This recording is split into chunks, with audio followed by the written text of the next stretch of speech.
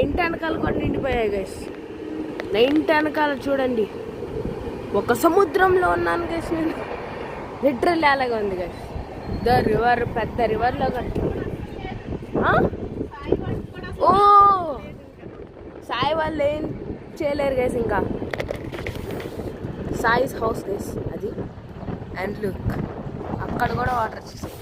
అసలు చూడండి guys, area మొత్తాన్ని చూడండి. అండ్ ఈ వాటర్లో చేపలు ఉంటాయి గైస్. ఐఎమ్ డ్యామ్ షూర్ చేపలు ఉంటాయి. ఎందుకంటే నేను అటు సైడ్ చూసినప్పుడు చాలాసార్లు చాలా చేపలు కనిపించాయి అనమాట.